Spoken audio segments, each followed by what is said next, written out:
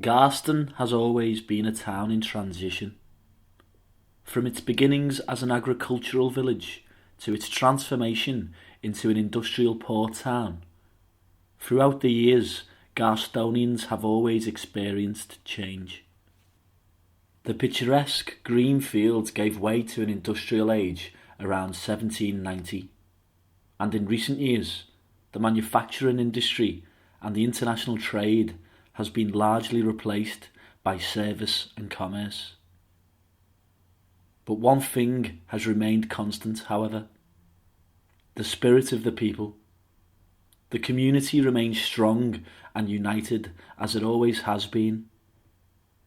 This village on the outskirts of Liverpool only became part of the city in 1902, and it tells. Garston has an identity all of its own.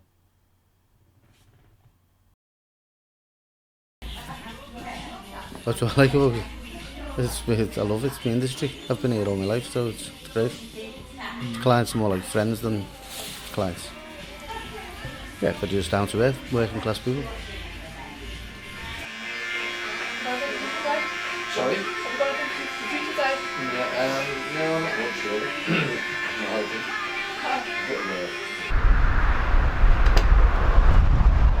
Well, yes, there's no factories like there was years ago. Like the bottle works is gone, the tan yard.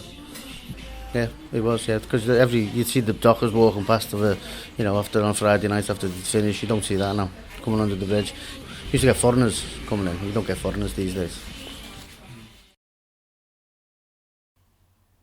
During the 19th and 20th century, Garston was a hub of industrial activity. The area was characterised by plentiful work with highly successful docks, factories and gasworks. Garston was targeted by various businesses because of its vast greenery and favourable position on the River Mersey. At one point the district had 96 miles of rail within its boundary. This unbelievable stretch of railway and the River Mersey serviced the ever-expanding industry.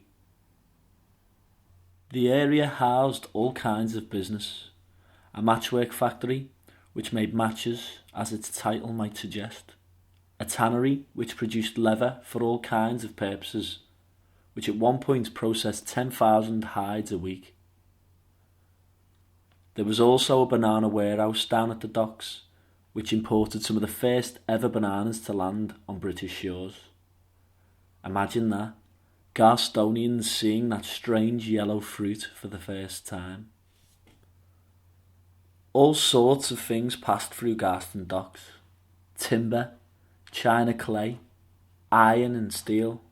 During the First World War and the Second, the Dock Road peaked in its industrial and dock trade development. However, Garston shared the economic decline of the wider city in the last half of the century.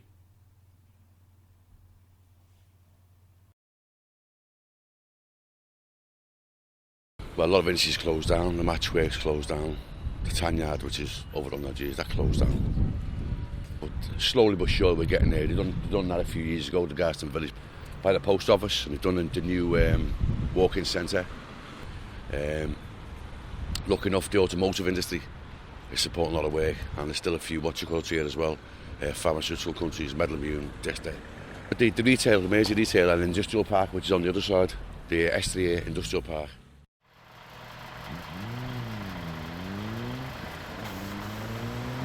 I come here nearly every weekend, to be honest. It's just dead handy for me. I live in Walton, so it just saves me coming all the way into town, so it's dead handy for me. I suppose it keeps business and stuff around here instead of putting everywhere into the city centre. I do think it's good.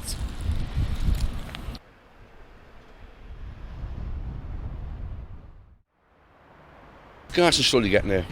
Some places close down and move out or whatever, but no sooner that someone else has moved in, open another business and employing local people. I've got mud in my veins. Same as me. Mud woman. No one's got the sense to move out of it. Go on, Lisa, carry on.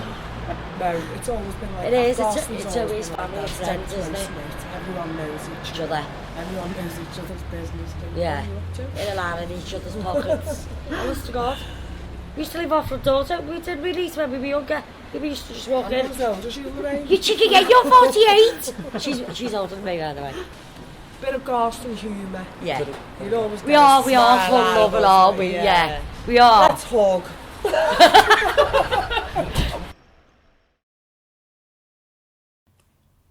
The people of Garston have always interacted in their locality, on the street, in their homes, in the pub. One place that has always welcomed locals are the reading rooms. Opened in 1861, originally for the working men of Garston, the rooms have served many uses throughout the years. The Congregational, Presbyterian and Baptist Church used it for worship before they built their own churches. The rooms also housed the Boys Boxing Club, where many youngsters learnt the basics of the sport.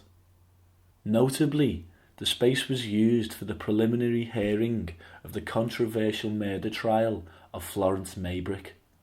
There it was alleged that she killed her husband, James Maybrick, poisoning him with arsenic in Battlecrease House, where they lived on Riversdale Road. The reading rooms have served the area for 150 years and show no signs of faltering yet.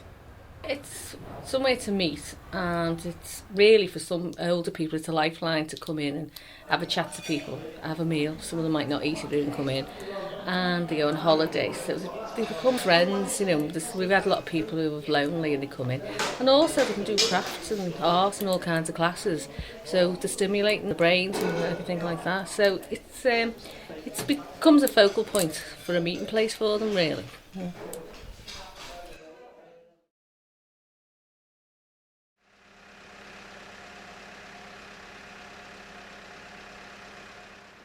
An hospital experience for anyone and the families can be a traumatic, a training experience. So anything I think that alleviates that, i.e.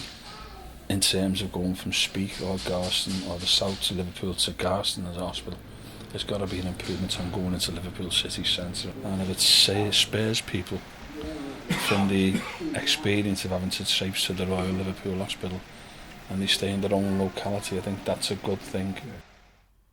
The first Garston Hospital was opened on Granville Road in 1882. It had 6 beds. However, a new site was to open. Sir Alfred Lewis Jones, a shipping magnate with Elder and Fifes, had a big part to play in the opening of the new hospital. His ships frequently brought goods to and from Liverpool.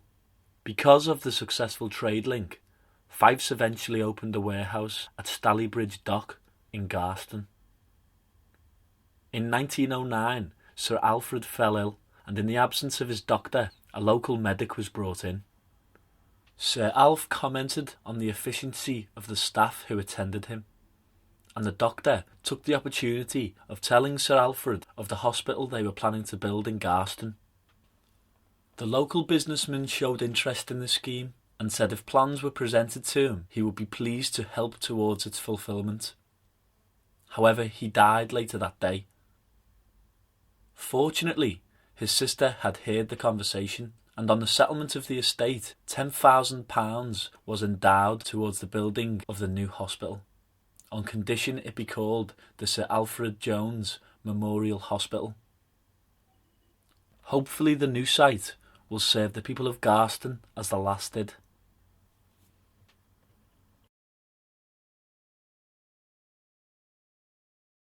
Garston people are a breed on their own. Everybody knows everybody else. There is generations of family. If you look at extended families, we all had extended families that we could go to if we were unwell, if we needed help, if we had no money.